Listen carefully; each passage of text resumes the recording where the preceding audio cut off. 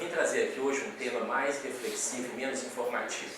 Eu vou fazer uma exposição de 50 minutos, depois nós ficamos à vontade para perguntar e trocarmos ideias. Que eu acho que nós espíritas, nós temos que superar nossa limitação de formação religiosa. As obras básicas de Allan Kardec estão 1000 anos na nossa frente. Mas é chamado um momento que a gente precisa quebrar alguns paradigmas. São velhos conceitos tradicionais das religiões judaicos cristãs que nós ainda carregamos conosco, muito arraigados no nosso inconsciente. Então, onde as terapias espirituais querem chegar? Até quando nós vamos precisar dela? Será que terapia espiritual só passe, água fluídica e cirurgia espiritual? E o resto que a gente faz no centro também não é uma terapia? Então, nesses 50 minutos eu quero expor isso para vocês. Eu quero partir de um ponto que seja um símbolo do nosso bate-papo. A passagem da mulher hemorroísta que está em Mateus capítulo 9, versículo 20 a 22. A mulher hemorroísta aqui, gente, esta passagem quer dizer muito mais do que uma mulher que acreditava que seria curada por Jesus e por Deus. É muito mais do que isso. Ela simboliza para nós a superação de limites, a superação da sua condição de vitimista. Ela supera a sua condição de comodista. Vejam só, a mulher hemorroísta, segundo os evangelistas, sofria de um fluxo sanguíneo contínuo durante 12 anos. Segundo os historiadores, um fluxo menstrual contínuo. Para quem conhece um pouquinho de história, ser mulher na época de Jesus era um problema. Você não podia mal se dirigir a palavra a um homem na rua, em público. Não poderia entrar nas sinagogas. E a mulher hemorroísta, por ter esse fluxo menstrual contínuo, era considerada impura, castigada por Deus pelos judeus da época. Olha que complicação. Ser mulher e ser considerada castigada e impura. Então essa mulher, quando ela soube justamente que o Mestre Jesus estava na sua região, ela sai de Cesareia de Filipe até encontrar o Mestre onde ele estava. Então, numa rua em que todos apertavam o Mestre, todos tocavam o Mestre, Jesus então disse, alguém me tocou. Então os discípulos falam, Mestre, mas como pode? Tanta gente aperta, te toca, você fala quem te tocou. Aí Jesus disse, segundo Mateus, alguém me tocou em especial, do que de mim saiu virtude. Então Jesus vira para trás, está a mulher hemorroísta caída ao chão, ela narra para o Mestre o que ela fez. Então Jesus diz, ipsi verbis, esta frase, a tua fé te curou, vai em paz. Veja só o que o Mestre Jesus diz para ela, a tua fé te curou, vai em paz. Jesus transfere para aquela mulher todo o seu mérito dela estar ali, da sua cura. Jesus não diz, eu te curei, Deus te curou, não. Você teve o mérito de ser curada, de ter justamente a sua regeneração. Segundo Atos, um dos evangelhos apócrifos, chamado Atos de Pilatos, relata que a mulher hemorroísta é a mesma Berenice ou Verônica, que teria enxugado o rosto do Mestre Jesus na Via Crucis. Mas, pois bem, ela representa, gente, portanto, muito mais do que uma mulher que acreditava que tocaria nas vestes de Jesus, não tocou nem no corpo de Jesus. Os evangelistas relatam que ela tocou nas fímbrias, ou justamente na superfície, como mostra a figura, das vestes de Jesus. Jesus não impôs a mão sobre ela, Jesus não se dirigiu primeiro a palavra para ela, ela primeiro tocou no Mestre, para depois que o Mestre olhasse ela. Ela representa, portanto, esse símbolo de autossuperação. Ela tinha convicção de que tinha forças internas para mobilizar a montanha de problemas que ela tinha, gente. Ela venceu suas condições sociais, seus estigmas, ela conseguiu vencer a distância, ela conseguiu superar a sua condição de vítima. Então, ela simboliza isso para a gente. A crença de modificar a si próprio, a crença de superar limites, a crença de não aceitar barreiras impostas. Ela conseguiu quebrar paradigmas. Então, mulher hemorroísta, eu acho que parte desse símbolo que eu quero passar aqui para vocês. Até quando a gente precisa somente das terapias espirituais, do externo para modificar o interno? Bom, gente, para que servem as terapias espirituais? Elas curam, não curam? Onde elas querem chegar? Tem limites? Mas, gente, para vocês, o que leva uma pessoa a procurar o centro, hein? Para uma terapia espiritual? O que vocês acham? O que faz com uma pessoa vá ao centro? O que leva ela a fazer isso? O que vocês acham?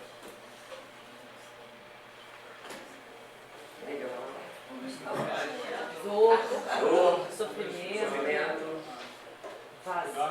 vazio, doença física. Oi?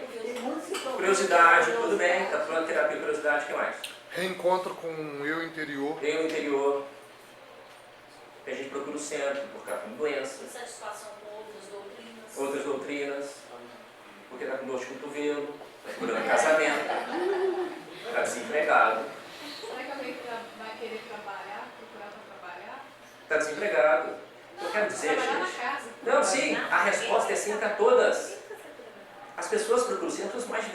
aflitivos e devemos atendê-las da mesma forma. Nós não podemos dimensionar a dor de ninguém. Vamos repetir o que eu disse. Não vamos dimensionar a dor de ninguém. A pessoa está com dor de cotovelo, terminou um relacionamento, perdeu um filho, vamos atendê-lo da mesma forma. Alguém sabe qual que é a pior dor que tem? Qual que é a pior dor do mundo, do ser humano? A própria dor. Ângela? Falta de amor. Não é a dor do parto, não, gente? As mães veio? A dor da alma. Dor da alma, dor de dente, dor de bem cravada, dor de cotovelo, quem não teve, dor da traição. A pior dor, gente, eu não sei quem é o autor, mas ele deve ser parabenizado. A pior dor é aquela que você está sentindo no momento, tá? A pior dor é aquela que você está sentindo no momento. E quando você está com dor, você quer um alívio para ela, não interessa qual seja física ou moral. Então, atender as pessoas da mesma forma. Muitos aqui conhecem uma passagem do Chico, que ele estava atendendo várias mães e pais que tinham perdido um filho. E chegou duas senhorinhas que estavam chorando muito que tinham perdido um cachorrinho.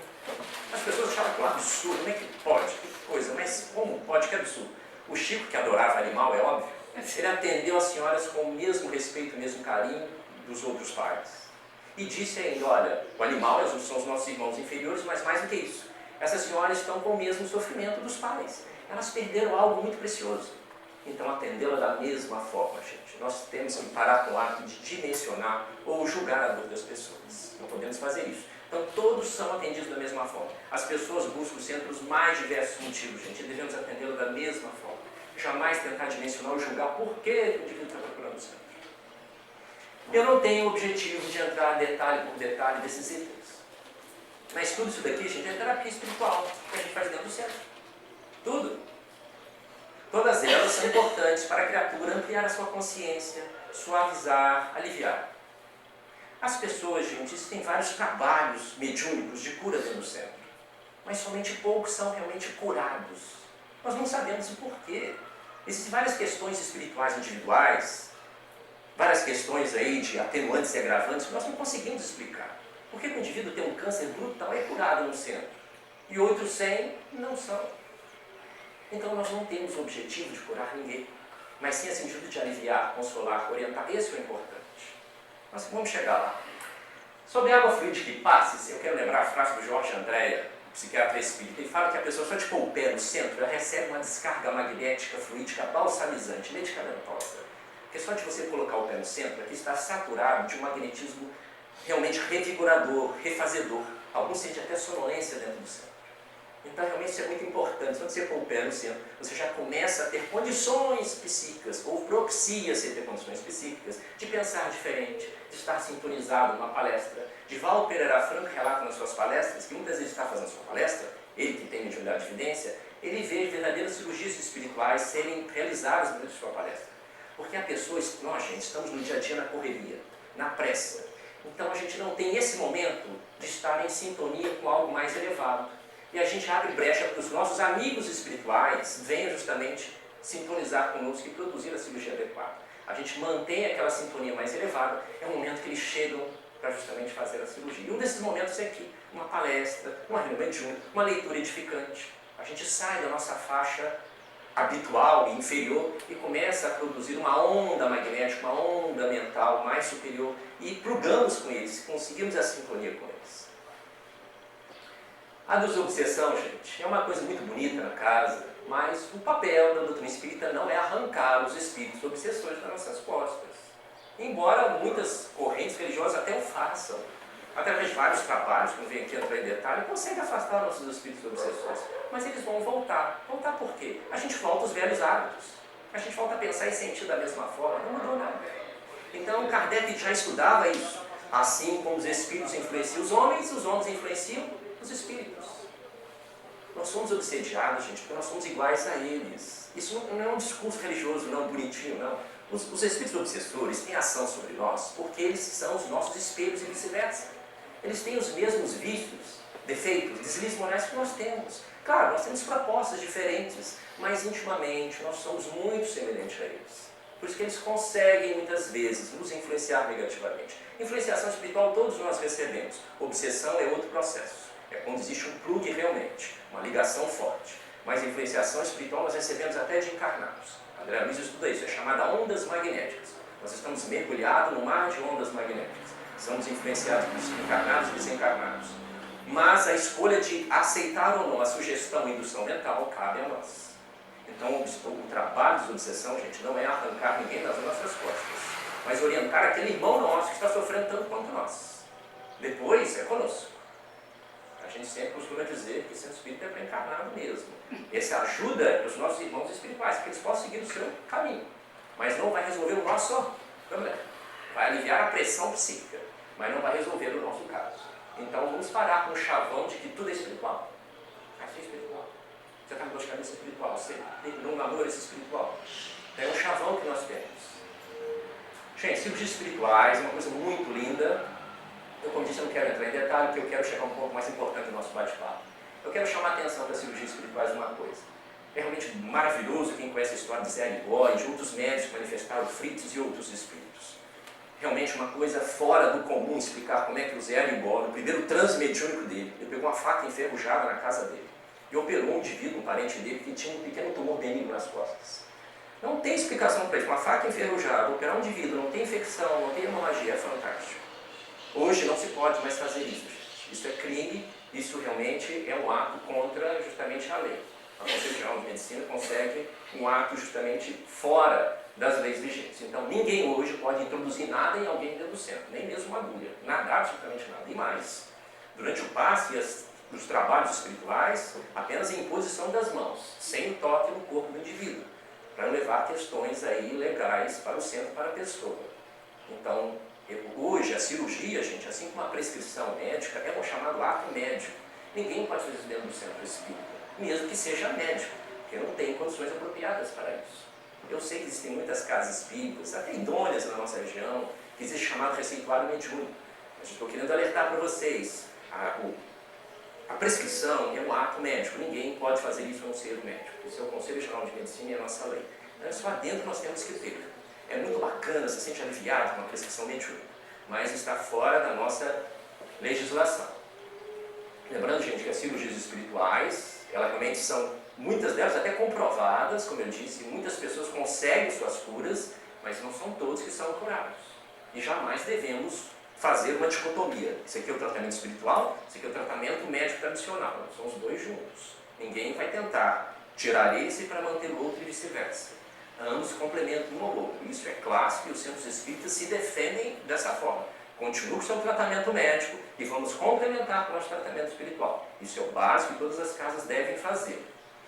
O atendimento fraterno, gente, é uma coisa muito bonita, realmente. É a forma que a pessoa tem justamente de ter uma orientação mais personalizada, mais pessoal. Mas atendimento fraterno não é psicoterapia, não substitui a psicologia convencional. O atendimento fraterno serve para esclarecer, orientar, suavizar, mas não para decidir nada por ninguém. Nós temos esse hábito de outras religiões, né, gente? A gente quer que um guru, um padre, um sacerdote decida o que nós temos que fazer.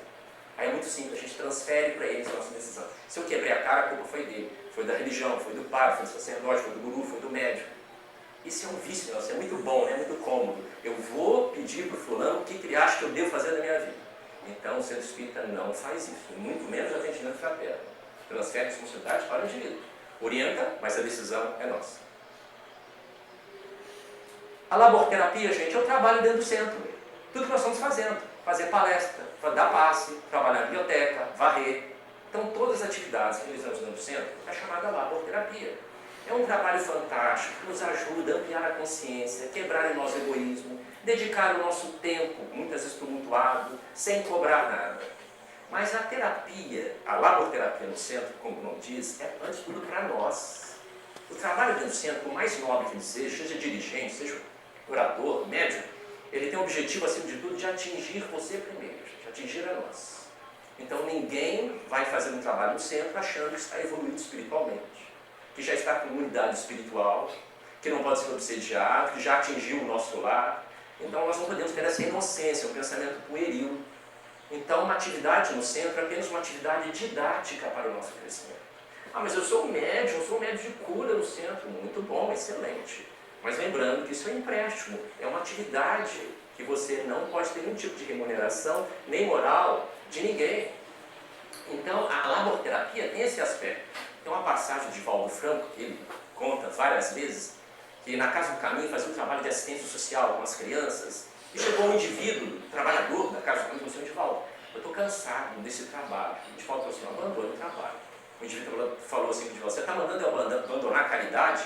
O Divaldo falou: não, estou mandando você ser feliz. Por que adianta salvar o mundo e perder a própria alma? Você está fazendo trabalho, exibição. Então a gente ter um bom senso na hora de dedicar o trabalho no centro. Porque o trabalho no centro tem que ser prazeroso. Tem que ser prazeroso. Eu não poder vir para o centro porque eu vou ganhar boas horas, né? Existe essa cultura no meio espírita. Ou outro tipo de ganho. Eu falo: porque é bom, é gostoso, faz bem para mim, me dá paz. Então essa mesma paz que nós sentimos no trabalho, a gente tem que perpetuar no nosso dia. Então o trabalho no centro, nós colaboramos com a coletividade, mas é um chamamento, acima de tudo, para nós. Nós não somos dono de nada, como diz o Chico, todos nós somos dispensáveis, um trabalho maravilhoso, somos responsáveis por ele, mas somos responsáveis, acima de tudo, por nossa transformação. O trabalho em si na casa não nos modifica. O trabalho em si na casa nos dá justamente muitos créditos na vida espiritual, mas por si só não nos transforma, gente. Porque, veja bem, Divaldo Franco fala isso, existem muitas casas não espíritas que fazem um trabalho de assistência social muito melhor do que a nossa. Muito melhor. O trabalho laborterapia, esse trabalho social de caridade, gente, a gente pode fazer. Às vezes faz mal-humorado, azedo, e o trabalho sai. Mas quando a gente leva esse mau humor, esse azedume, essa má fé para o nosso dia a dia, não tem como esconder. A gente leva para a família, para o trabalho, para os relacionamentos pessoais. A gente faz o trabalho no centro. Mas não tem como tirar essa disfunção interna nossa. Só trabalhando conosco mesmo. Então vamos estar atentos a essa questão da laborterapia. Ela por si só não nos modifica. Ela amplia a nossa consciência, nos ajuda a exercitar, a combater o egoísmo, mas não modifica internamente. Os grupos de estudo, gente, higiene mental. Estudar o espiritismo é uma terapia. Nós aqui no centro temos terça-feira um grupo de higiene mental, mas toda a história, tudo que a gente possa estudar sobre o espiritismo já nos modifica, já amplia a nossa consciência. A nossa reflexão se torna mais sutil, mais ampla. Nós ficamos mais introspectivos. Isso é muito bom. Então, o estudo espírita amplia a nossa consciência, mas por si só não nos modifica, porque fica na cognição, no intelecto. Nós queremos mexer com algo muito mais profundo, gente, que são os nossos sentimentos, as nossas ações íntimas, os nossos condicionamentos emocionais. Então, vejam só, é muito interessante alguém sentar com o espírita, alguém conhece muito, as pessoas fazem um monte de perguntas para a pessoa, né? A pessoa responde com uma maravilha, parece um guru, mas vai confiar nessa pessoa. Por quê? Porque está no intelecto, está na cognição. Claro, você tem que aprender, tem que ficar lá mesmo. Mas chega o momento que o indivíduo ele tem que começar a ajustar a sua casa íntima para estar com sintonia com aquilo que ele aprende, com aquilo que ele divulga. Então, essa é a questão principal. Tudo isso daqui, meus amigos, são justamente terapias espirituais. Agora eu tenho uma notícia boa e ruim para dar para vocês. Qual que vocês querem escutar? A ruim? A ruim, gente, é o que eu acabei de falar. Se alguém acha que vem no centro, vai fazer tudo isso aqui, submeter tudo isso aqui, e acha que vai ter seus problemas resolvidos, vai ser mais bem resolvido na vida, em paz, feliz, está muito enganado, infelizmente. Isso é um condicionamento do nosso, de outras religiões judaico-cristãs, que saímos desta vida de outras, e ainda estamos carregando para a doutrina espírita. A notícia boa, gente, é que nosso destino está muito mais nas nossas mãos do que nas mãos de Deus. O nosso destino está muito mais nas nossas mãos do que nas mãos dos espíritos. Isso que é o livre-arbítrio, de modificar a nossa forma de ser e de agir, da nossa de pensar e da nossa forma de sentir a vida de um modo geral. Então, isso daqui é importantíssimo para a nossa vida. Ai de nós, se não fosse a doutrina espírita, fantástica. Mas vai chegar um momento que a criatura tem que aprender consigo mesma. E aí que está a autoterapia, aí que eu quero chegar. Vamos ver? Isso aqui é Hipócrates, falou há 400 anos de Cristo, que é o papel do médico na medicina. Curar às vezes, aliviar com frequência, consolar sempre. É o papel da terapia atualmente. Vocês talvez conhecem um caso ou outro, o indivíduo foi curado no centro, estava com um problema, mas o resto é alívio, é consolo, é orientação, é uma série de questões, mas não a solução em si na raiz do problema. Eu conheço raríssimos casos de condições de doenças físicas que foram curados dentro do centro. Então o trabalho ele não foi forte, não existe isso forte. Existem questões de méritos, questões de reencarnação, nós não compreendemos aí. Não é o papel do centro fazer isso. Se não é da medicina terrestre. Então nós espíritas temos outros objetivos muito mais além do que simplesmente ficar curando corpos. Então essa frase aplica perfeitamente às nossas terapias espirituais. Esse aqui é o quente do nosso bate-papo hoje. Portanto, gente, o nosso processo evolutivo se faz de duas formas. Através do processo aquisitivo e perceptivo. O que é o processo aquisitivo? É o que nós estamos fazendo agora. É quando eu vou adquirir. É a aquisição de conhecimentos, informações, experiências, de fora para dentro, de fora para dentro. Óbvio, isso vai desde a fase animal. A gente está sempre pegando informações de fora, trazendo para dentro. Informações de fora, trazendo para dentro. Isso é a vida, claro. Vai ser assim. Vai ser assim. Esse é o processo aquisitivo. Cursos, palestras, ler livros, fazer uma série de condições que me permitam obter conhecimentos. Agora chega um momento da fase evolutiva do indivíduo, ou do ser encarnado, gente, que é crucial, que vai ser o marco do homem deste milênio, que é o processo perceptivo. O que é esse processo perceptivo? É quando a criatura ele começa a se auto-perceber, a escutar seus sentimentos. Ela começa a aprender consigo mesma. Mas como isso? É que a criatura já não está mais voltada para assimilar coisas de fora, ela está querendo assimilar coisas de dentro. Ela querendo entender, compreender quem ela é. É um processo de aprendizado através do autoconhecimento. Autoconhecimento, gente, é uma expressão que ficou muito desgastada no nosso movimento espírita. Porque as pessoas falam que tem que ser feito, mas ninguém nunca nos ensinou a fazer isso.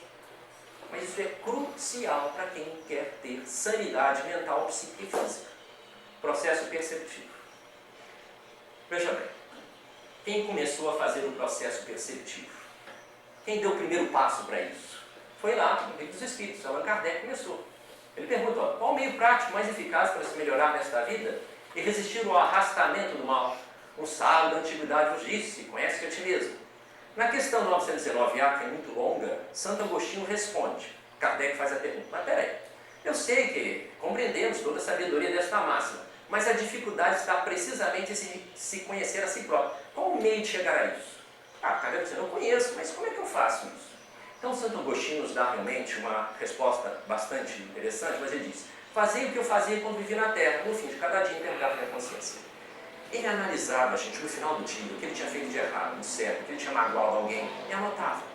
É uma técnica fantástica, é um chamamento. Ele deu o primeiro passo para fazer o processo perceptivo.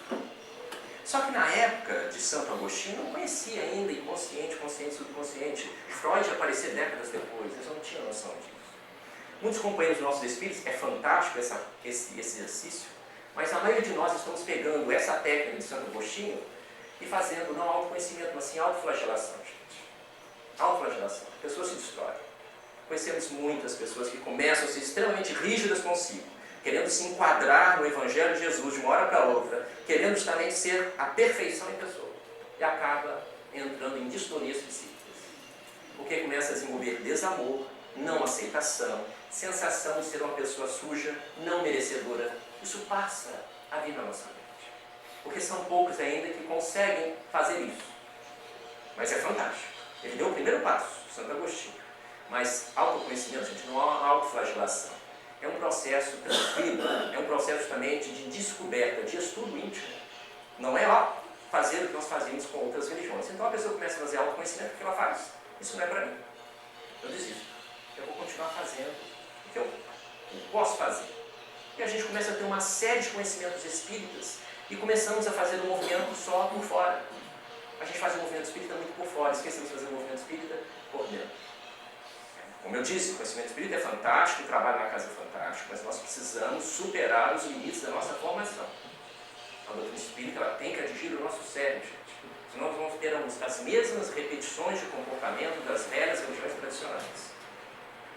Portanto, há um livro que eu recomendo para todos vocês, que é A Verdade, Além das Aparências, do Universo Interior, Samuel Gomes. Carlos Piano quer trazer novidade para o movimento espírita. Não, não é novidade não. Isso aqui, ele teve como base as passagens e a resposta de Santo Agostinho. O que Samuel Gomes vem falar para nós, conosco, já é utilizado pelas várias correntes de psicologia, o chamado mindfulness, mente alerta, mas não é isso que a gente quer entrar. O Samuel Gomes, ele faz um estudo. O Samuel Gomes, ele é psicólogo, ele é escritor espírita, ele é realmente formado, ele é especializado em psicologia transpessoal. E ele realmente, de Belo Horizonte, tem palestra dele no YouTube, o Armando Falcone já entrevistou ele, se alguém quiser entrar em detalhes no YouTube. Mas é fantástico, é o único livro dele. O Samuel Gomes, gente, ele elaborou um exercício que não é nenhuma novidade, a psicologia já usa isso. Mas ele elaborou de forma tão simples, parece um exercício tão simples, você fala assim, isso aqui não funciona. Isso é ridículo, isso é muito pueril. Mas é uma coisa para a gente ser feito no dia a dia. Não é nem um exercício, é uma proposta para a vida. Não é a vida física, não é a vida espiritual. Um exercício para se conhecer, para fazer o trabalho de autopercepção, de escutar intimamente. Saber quem nós somos. Não através do que os outros falam, mas do que nós sentimos. Então esse trabalho perceptivo, Samuel Gomes nos fala uma coisa muito interessante e nos dá um exercício muito interessante. Bom, primeiro, gente, todos os dias nós estamos sentindo os sentimentos mais diversos. Raiva, medo, angústia, tristeza, ciúme, inveja. E a gente acha que esses sintomas, esses sentimentos, eles são realmente impuros. Eles são justamente pecaminosos. Faz parte da nossa condição humana. Não tem como dizer que isso faz parte da nossa condição humana. Só que esses sentimentos, gente, estão constantemente bombardeando a nossa tranquilidade, a nossa sanidade. E muitas vezes comportamos-nos de acordo com eles. Eu sentir raiva é diferente de eu ter uma atitude de raiva, pegar e jogar em alguém. Eu ter ciúme de alguém é atitude de ter um comportamento de ciúmes, ao ponto de agredir a pessoa do meu objeto. Então, sentir uma coisa, o ato é outra. Então, nós espíritas, mais uma vez, devido aos velhos conceitos distorcidos, achamos que simplesmente sentir algo, estamos justamente contra Deus e contra qualquer coisa que seja o correto. Então, Samuel Gomes, pegando o gancho de Santo Agostinho, ele fala que nós podemos identificar os nossos atos antes mesmo deles acontecerem. Então, veja só, gente, quando sentimos raiva naquele momento, nós somos capazes de identificar isso com o treinamento. Eu senti inveja, eu senti ódio. Ah, isso é muito fácil. Não é fácil. Porque no dia a dia dos nossos automatismos psíquicos, a gente só vai depois lembrar como foi feito. É a chamada reação retardada da consciência. Puxa, por que eu fiz isso? Nossa, não deve botar na cabeça. Porque não teve aquele insight, não teve aquela vigilância, não teve aquela percepção. É isso que o Samuel Gomes, com base em Santo Agostinho, quer dizer. Então, o que ele diz? Ele nos ensina uma técnica muito simples. Ele fala, coloque 3 minutos no seu relógio para despertar ou no seu celular e vai escutar a consciência dos sentimentos. 3 minutos de olhos abertos, depois de olhos fechados. Não é meditação. Meditação é silenciar a mente. Nós não queremos isso. O indivíduo é capaz de silenciar sua mente agora, produzir silêncio, mas depois volta os problemas. Tem que se escutar. Nós já fizemos isso várias vezes, gente. 3 minutos de olhos abertos, 3 minutos de olhos fechados. Parece uma eternidade no início. Você vai sentir vários sentimentos e pensamentos vindo até você. Você vai escutar o cachorro latindo, vai dar coceira na coxa e começa a vir um turbilhão de pensamentos. Deixa vir. Não procure silenciar. Não é o objetivo silenciar a mente. Não force nada. E o mais importante, não julgar os seus sentimentos e nem negá-los. Deixa eles vir. Mas como pode isso? Deixa vir. Isso é um fluxo da mente. Buda diz, gente, que a mente é um macaco louco e ela tenta dominar a gente. O espírito não é a mente. A mente é uma estrutura que o espírito utiliza para manifestar-se, tá, gente? E a mente está sempre nos pregando peças. Quando nós conseguimos, se não controlá-la, pelo menos identificar o que nos provoca uma insanidade psíquica ou justamente uma instabilidade emocional, já será um grande passo. O próprio espírito, o Samuel Gomes, relata que se nós desencarnarmos tendo o ato da auto-observação, é um grande passo. Imagina, gente, nós chegarmos no plano espiritual tendo essa consciência de o que estamos sentindo naquele momento. Isso é um grande passo. Porque nós estamos sempre no automatismo. Nós estamos repetindo os sentimentos que vêm do reino animal. É o automatismo. São os automatismos. E a gente faz isso com os nossos sentimentos do dia a dia. Não identificando isso na hora, deixamos que eles produzam o ato em si. Então, uma técnica simples. 3 minutos. Com o tempo, passa para 5, 8 minutos, até 15 minutos, que passa a ser prazeroso. Nós fizemos isso. E realmente chega um momento que você tem condições de chegar a um ponto, com muito exercício, da chamada de uma consciência meditativa. Você passa a fazer isso dirigindo, no ônibus, fazendo alguma coisa. Você identifica o sentimento quando ele chega. Eu estou na fila do banco. Está demorando. Começa o quê? A raiva. A raiva leva a impaciência. Você já identifica. Porque, gente, a ansiedade te leva. Taquicardia, aumento da pressão alta. Você pode ficar mais irritado, discutir com o caixa. Todo mundo sabe disso. No trabalho também é assim. Por que a gente deixa chegar a esse ponto de estresse? Porque não identificou a raiz. Então, se nós começarmos a identificar os sentimentos, na hora que está acontecendo, um momento vivo ali, é o momento que a gente tem que serenar, deixar ele vir, que ele vai passar. Então, não combater os sentimentos, não negá-los, não julgá-los. Então, esse estado meditativo, ele ocorre com o tempo. Meus amigos, isso não é uma proposta para um mês, para 2 meses, para um ano, isso é para a vida espiritual.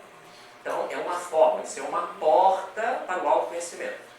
Isso não é nenhuma técnica, uma receita de bolo, mas é uma experiência pessoal muito gratificante, em que a gente passa a parar de fazer movimento só externo, mas um movimento interno. É um encontro consigo. Então, isso daqui, esse autoconhecimento, esse processo perceptivo, a gente não faz nos livros, a gente não faz ouvindo palestra, mas através desse exercício íntimo do dia a dia. Não é uma coisa só para 3, 4 minutos, vai ser depois para o longo das 24 horas. Então, o que é importante é a gente estar em contato vivo com o que nós estamos estudando, que é os sentimentos e pensamentos. É o que nós estamos fazendo 100% espírita. Vendo Joana de Anjos, Hamed, Manso do Fogo, Kardec, estão falando disso. Pensamento, sentimento, questões morais.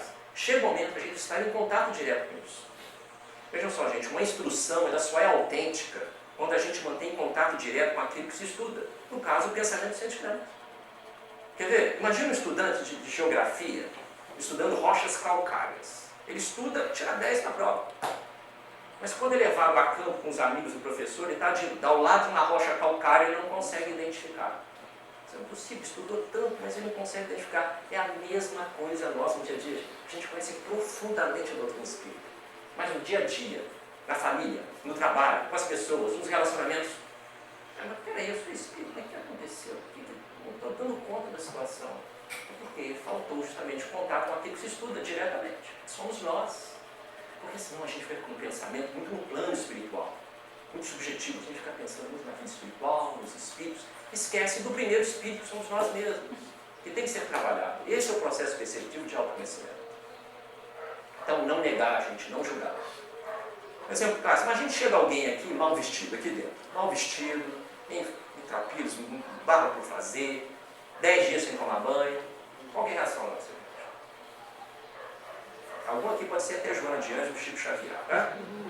Mas qual a reação primeiro? Vai ter uma reação de aversão, vai ter uma reação de julgamento. Isso é natural.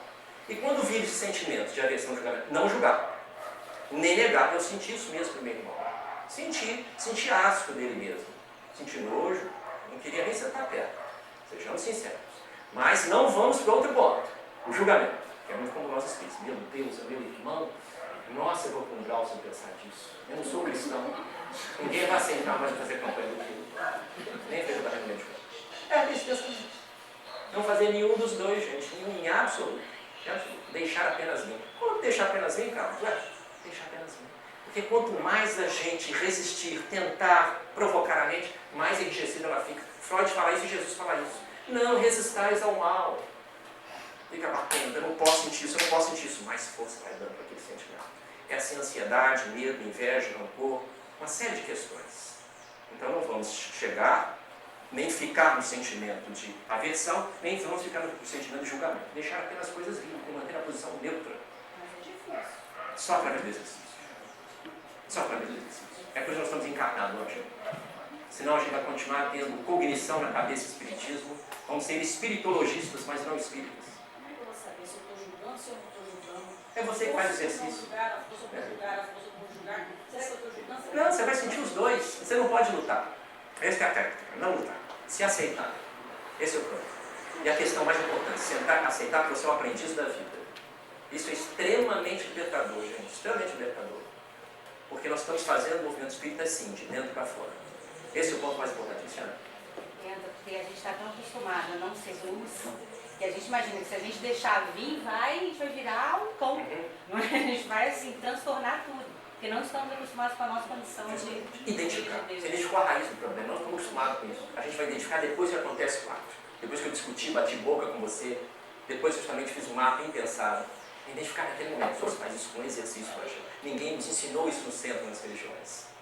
Nós somos treinados, adestrados para conhecer, ter conhecimento. Curso, muito bacana, interessante. Mas esse momento de o processo perceptivo é crucial. É um autoconhecimento, eu não estou trazendo nenhuma novidade. É uma linguagem diferente. Uma linguagem talvez mais atualizada, mas é o que Santo Agostinho está falando. Mas antes mesmo que o ato em si aconteça. Gente, isso não se faz através de cursos de livros, através do exercício. Eu recomendo esse livro para todos vocês, não como uma bíblia, mas realmente com uma proposta de abertura para o autoconhecimento. Por exemplo, você citou o exemplo aqui de uma pessoa que chegaria aqui, maltrapilha, mal cheirando, barbudo e tal, e aí o meu primeiro sentimento realmente é de asco. O primeiro sentimento. Não existe um sentimento. Naturalíssimo. Então, aí, e daí? Deixar vir. Bom, Segunda técnica, deixar aí vir. deixa vir. Nossa, que asco. Deixa, sente, pensa mais. Pensa. Pensa mais. Que nojo, que asco. Nossa, eu queria estar perto dessa pessoa. Fala, pensa mais. Gente, vamos ser honestos. Eu estou falando de seres humanos. Nós não somos Chico Xavier, irmão Chico. Francisco de Assis vai dizer, nós somos seres humanos. Nós somos um processo evolutivo de dependência da espécie humana. Eu não sei se é um tom, eu não conheço ninguém aqui. Talvez tenha um Chico Xavier aqui no meio. Eu estou chamando a atenção, isso faz parte da nossa condição, gente. Nós precisamos estudar no centro coisas de ser humano, tá? À luz da doutrina espírita. Vamos falar de inveja, ciúme, dinheiro, namoro, casamento, desemprego. À luz da doutrina espírita, sabe por quê? Senão a gente vai viver a síndrome do plano espiritual. A gente está estudando espiritismo do outro lado. Para quando? Eu estou me preparando para o outro lado, gente. Para o outro lado. Esquece daqui, do dia a dia.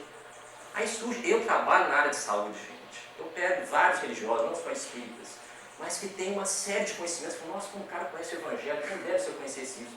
Mas está com uma disfonia psíquica fora do comum, uma vida mal resolvida fora do comum. Então, assim, peraí, eu estou errado? Ele está errado? Não, ninguém está errado. É a nossa forma ainda de interpretar essa beleza que é o Espiritismo e o Evangelho de Jesus. Estamos esquecendo de aceitar a nossa condição de aprendiz e pés no chão. Então, assim, de ascozinho da pessoa. Mas deixa vir, não luta. É a proposta psicológica. E também nem partir para o outro julgamento. Posição neutra. E só se faz através de treinamento. Ah, de um treinamento? Não, para a vida toda. Isso é uma proposta já de Santo Agostinho, gente, que foi justamente esmiuçada, foi melhorada pelo próprio Samuel Gomes, que ele utiliza também com base outras correntes psicológicas, que é chamado mindfulness. Isso aqui não é meditação, é se autoconhecer, se auto-escutar.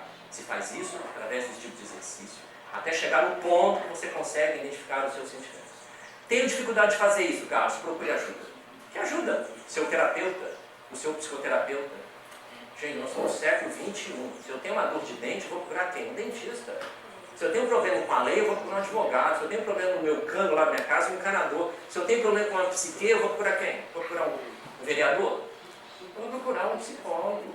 Então vamos usar o bom senso. Eu estou com dificuldade, Cássio, eu não consigo. Está difícil, procure ajuda, gente. Procure ajuda. Porque senão a gente vai esperar chegar ao plano espiritual para procurar os terapeutas lá do outro lado. Não vamos fazer isso. Eu estou sendo muito honesto com vocês. Sou um profissional da área de saúde. A gente trabalha no mediúnica desde 17 anos de idade. As criaturas estão esperando chegar no plano espiritual para ter o céu. Eu lembro de uma frase de Bezerra de Menezes, gente, da minha mocidade, que eu jamais esqueci. Bezerra de Menezes fala o seguinte: o reino não é daqui, não obstante que ele comece. O reino não é daqui, não obstante que ele comece. O céu não é aqui agora, mas não vamos fazer a nossa vida inferno. Então vamos começar agora, pé no chão. Senão a gente vai continuar colocando toda a nossa conta no plano espiritual de felicidade. Depois a gente vai querer lá abrir a conta e ver que está tudo zerado. Porque esquecemos de investir na coisa mais importante, no agora, no momento, na pessoa que você é. Porque nós estamos tentando enquadrar o Espiritismo, gente, infelizmente, nos nossos velhos conceitos ortodoxos, judaico-cristãos. Kardec é maravilhoso, está 1000 anos na nossa frente, mas a gente quer enquadrar o Espiritismo aí nos nossos conceitos católicos. Então a gente começa a ter essa série de distorções nas interpretações. E querendo ser um Paulo de Tarso, né? De uma hora para outra. Ah, dá salto evolutivo? Tá, alguém dá salto evolutivo sim. Mas cada um tem o seu ritmo evolutivo e devemos respeitar. Né? Olha aqui, gente. Pega esse aqui. Carl Gustav Jung. Olha o que ele diz. Em uma circunstância internos que entendo a mim mesmo. Então, gente, por mais que o estudo do espírito é maravilhoso, por mais que eu tenha uma experiência espiritual, seja lá qual for, nada vai substituir esse processo de aprendizado de eu me escutar. Eu não vou aprender mais nos livros, só nos cursos, só. Eu vou aprender também comigo. Eu vou me voltar para mim. Então, isso é uma questão de treinamento. Nós estamos condicionados a sempre fazer esse movimento de fora para dentro, para nós fazer de dentro para fora. Isso a gente não aprende em curso, em livro, com guru, com orador espírita, é com você mesmo. Para terminar a nossa última parte, quero trazer algumas propostas terapêuticas para facilitar esse trabalho de autoconhecimento. Um deles é esse, gente. Identificar nossas emoções sem negá-las, sem julgá-las. Só se faz fazendo. Então nós temos a mania de a gente negar nossos sentimentos. E eu, espírita, sentir inveja de alguém, jamais fiz isso. Eu tenho um amigo meu, que ele é terapeuta, ele falou assim, com a moça de 22 anos, certa vez chegou no consultório dele perturbada, porque estava com inveja da melhor amiga. Ela não aceitava, como é que pode eu ter inveja da minha melhor amiga? Então ele quis trabalhar com ela, isso faz parte do condicionamento humano, isso faz parte. A inveja é um dos sentimentos que quer chamar a atenção da pessoa no sentido de você também pode. Então, gente, nós sempre temos nossos sentimentos no sentido de negá-los. Se não negamos, passamos a julgá-los. Aí cai justamente o sentimento de desamor, de sensação de sujo, de não merecedor. Então a gente acha que para tentar compensar tudo isso, o que eu tenho que fazer? Ser o bonzinho da turma, faz caridade, campanha do quilo, e tento falar assim para todo mundo, para compensar um desajuste meu psicoemocional. Então estou falando que a caridade material não deve ser feita, gente, mas estamos esquecendo de colocar dentro da nossa caridade, da nossa compaixão, a pessoa mais importante, incluir nós mesmos. Não podemos esquecer isso. E aqui, gente, impedir que as forças dos nossos condicionamentos nos dominem. Esse exercício, quando sempre feito, vai tentar minimizar, diminuir que os nossos automatismos emocionais nos visitem. É o sentimento de raiva que leva justamente a atitude de raiva. É o sentimento de raiva e ansiedade que leva ao estresse. É o sentimento de inveja ou ciúme que pode levar a uma atitude nefasta. Então são os nossos condicionamentos. Nós somos atacados constantemente por ideias perturbadoras. E nós temos que saber identificar quais são na hora que elas estão nos invadindo. Sem negá-las, sem sufocá-las, sem julgá-las. Então são propostas terapêuticas. E aqui lembrando, como diz Hamed, as emoções são neutras. Existe o lado luminoso das emoções. Então a gente sentir inveja, desejo, tristeza, tudo isso é neutro. O problema é quando elas se transformam em atitude. É o que nós temos que evitar. Então sentir isso ou aquilo são neutros, faz parte da nossa condição evolutiva. Lembrando que tem um lado luminoso das emoções. Como eu disse, a inveja é um convite falando, ó, você também pode. A tristeza, gente, é um chamamento para nós, adapte-se. Ah, meu carro foi roubado lá fora, desmaterializou. O que vai ter o sentimento? Ah, obrigado, meu Deus, por esta prova. Estou sendo exercitado pelos bons espíritos. Não, o que vai ter? O que eu vou sentir? De raiva, revolta. Pode que não seja essa parte. Todo mundo vai pensar nisso. Aí o que eu vou sentir? Tristeza. A tristeza é um convite, adapte-se. Vai ter que andar de ônibus por um tempo, vai ter que andar a pé. É um exercício, a tristeza está te chamando para isso. Então, é o lado luminoso dos sentimentos. A raiva é o lado luminoso, defesa. O sentimento de raiva, gente, pressuponta uma defesa, no sentido do corpo, você está invadindo a minha área. Tá, o chefe de vocês fala aqui, ó, ô fulano, você vai trabalhar esse final de semana, tá? Mas que isso, eu tenho um seminário lá da Luciana, no centro, eu gostaria de ir. Você vai pensar, você vai fazer para o seu chefe, vai sentir o quê? Raiva. Então é diferente, você sentir raiva e pegar um objeto e tampar no seu chefe. Mas o sentimento de raiva vai te dar proteção. E você vai começar então, deixa a raiva baixar naquele momento, e vai negociar com ele. Aqui, eu trabalho agora nesse, mas eu poderia vir trabalhar só sábado e não domingo? Eu pago na semana que vem?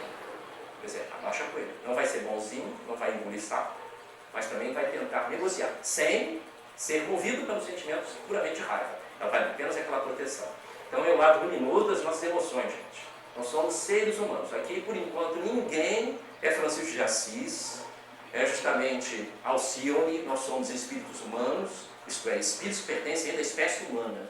Então nós somos ainda vinculados a essas questões emocionais muito típicas, que são as peças que nossa mente nos prega já há milênios. E esse exercício é feito no dia a dia. É como eu disse, somos aprendizes da vida, temos que aceitar isso. Gente, ninguém nasce pronto. Quem nasce pronto é sapato, cadeira, geladeira, carro. Ninguém é pronto. Nem pronto para ser pai, pronto para ser, seja o que for na vida. Então, tudo existe um processo de aprendizado. Nós estamos aprendendo a ser pessoas melhores. E a espécie humana, como diz os espíritos da Kardec, é transitória na face da Terra. A espécie humana vai cair fora para outra assumida. Então, é um processo evolutivo. Vamos aceitar a nossa condição de aprendiz, isso é extremamente libertador. Vamos parar quando já estamos prontos. Eu já sei as obras básicas. Nossa, eu já posso fazer o que for da minha vida. Calma, a gente vai aprender muita coisa. E mais, os Espíritos dizem que existem sentimentos, existem virtudes que nós ainda não conhecemos. Então você vê como é que um aprendizado é muito longo. Aqui, meus amigos, outra frase para nós, viver o real e não o ideal, é o perfeccionismo, que é uma doença. Na psicologia, perfeccionismo é doença. É querer justamente fazer tudo exatamente perfeito. Isso é uma compulsão, isso é uma doença. Então nós esquecemos de viver o agora nas nossas condições. A gente, então, portanto, não conseguindo viver o real, a gente está sempre tentando idealizar. Então idealiza a vida, idealiza como é que você deveria ser, idealiza que eu deveria ser o melhor. Esquece de viver a condição humana nos seus limites. Então quando a gente tenta forçar muito a barra, começa a se enrijecer, começa a se fechar para a vida. Isso é muito ruim. E começa a querer dominar a tudo e a todos. Essa frase eu gosto muito dela, do Espírito Heráclito. Então existe uma coisa constante, gente, que é a mudança. Então não tentar lutar contra as mudanças. O Espírito Hamed fala que qualquer forma de apego é caminho para a dor. Não é apego só a coisas materiais, não, mas apego a ponto de vista. Principalmente nos religiosos tradicionais. Eu não abro mão do ponto de vista. Acho que é assim, sempre deve ser assim. Caminho para a dor, gente. Quanto mais rígidos nas nossas posturas, quanto mais ferrenhos os nossos pontos de vista, maior o sofrimento. Isso é Heráclito, e o historiador defende muito isso. A mudança faz parte da nossa vida a todos os instantes. A vida está suscetível a mudança, o plano espiritual está suscetível a mudança, graças a Deus, e o processo evolutivo de toda a humanidade. Essa frase de um amigo nosso, terapeuta: peça a demissão do cargo de Deus. Nós queremos controlar tudo e todos, gente. Aí vem distonia psíquica, vem uma série de problemas emocionais. Quer cuidar da nossa vida, da vida do vizinho, do seu filho, da sua esposa, do cachorro, e quer que tudo seja do seu jeito. Isso é passo para a doença mesmo. Por quê, gente? A gente não dá conta da nossa vida, a gente está querendo modificar a vida dos outros. A gente quer enquadrar os outros do nosso ponto de vista. Principalmente nós, os espíritas. Queremos enquadrar as pessoas da forma como eu penso, como eu sinto. E o pior, a gente quer mudar o problema das pessoas, ou resolver o problema delas. Quem tem filhos sabe que isso é difícil. Você ama a pessoa, você quer realmente resolver o problema delas. Mas chega um momento do processo evolutivo dela que você não pode assumir nada com ela. Não transfira justamente a responsabilidade que é dele para você. Isso é muito importante. A gente trabalha na área de saúde, a gente vê às vezes uma mãe ou um pai que quer ajudar muito o filho está lá no buraco, o pai se joga, a mãe se joga no buraco, fica os dois lá dentro. Não, joga uma corda, uma escada para ele subir. Fica os dois e ninguém sobe. Então, amar, gente, não é querer controlar a tudo. Peça a demissão de Deus, faça o seu melhor, não o melhor. Acho que a espiritualidade está querendo isso de nós. Então, nós vamos querer controlar tudo a todos. Muitas coisas acontecem porque tem que acontecer, está fora do nosso alcance. Guardem isso. Isso é extremamente libertador. Uma proposta psicológica, João Diante fala muito isso nos livros.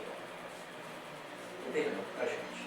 Isso aqui também é uma frase muito da Joana e também da irmã do ser bom não bonzinho. Fala assim para todo mundo. Isso, fala, muito sim mesmo. Isso. Isso é caminho para a distonia psíquica.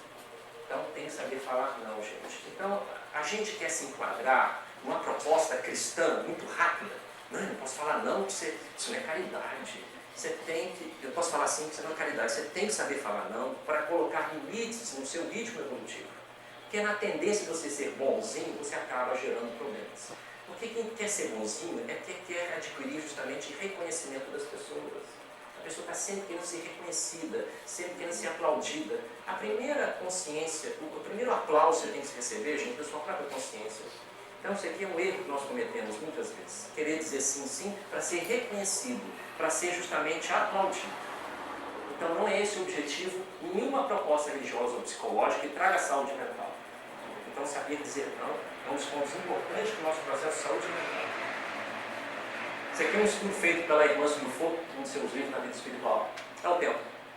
Ela relata que 75% vive mentalmente preso no passado. 20% vive no futuro e 5% somente consegue sincronizar no presente. Isso é um problema grave. Porque, como diz Buda, gente, quem vive muito no passado vive sempre depressivo. Quem vive muito no futuro vive sempre ansioso. Esquecemos de focar no presente. Esse exercício proposto pelo Samuel Gomes, que vem justamente do chamado processo perceptivo, nos ajuda a focar naquilo que está acontecendo no momento. Nós somos capazes de identificar a nós mesmos no processo vivo que está acontecendo, nos mantém focado no agora. Porque existe o tempo real e o tempo mental. A gente esquece de estar focado no tempo real. Muitos de nós estamos aqui sentados pensando na conta que vai pagar a semana que vem. Isso é um hábito nosso, nós temos o hábito, esse automatismo direto. Então são poucos momentos que estamos focados no presente. É um exercício, só faz isso através do exercício de estou aqui, tem que aproveitar o melhor. O espírito, gente, só se manifesta no agora. Por mais que eu volte no passado ou no futuro, eu não estou atuando neles. Não tem como atuar no passado, não tem como atuar no futuro. Isso parece uma coisa muito óbvia, mas esquecemos desse processo. Se queremos modificar alguma coisa agora, vai ter que ser agora. Por mais que eu planeje o meu futuro, por mais que eu tenha uma visão mais educativa do passado, o presente é o melhor momento da nossa vida, que se chama presente. Terminando o nosso bate-papo, eu quero terminar com essa frase da Joana, da irmã Spifou. Ela fala, fracasso, falência, derrota, erro, são expressões próprias das imperfeições humanas, que sob uma ótica imortalista significam necessidade de recomeço, rezando e melhoria.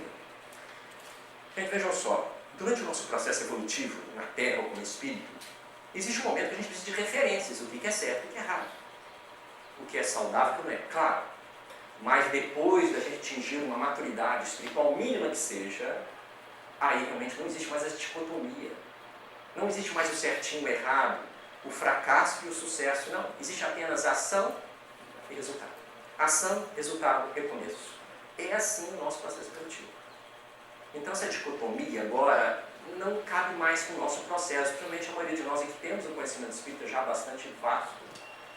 Então não podemos mais nos apegar a isso. Porque o processo é ação, resultado e recomeço. Então não nos escravizarmos, não nos enquadrarmos nesse ou naquele comportamento de erro, ou justamente de excesso de acerto.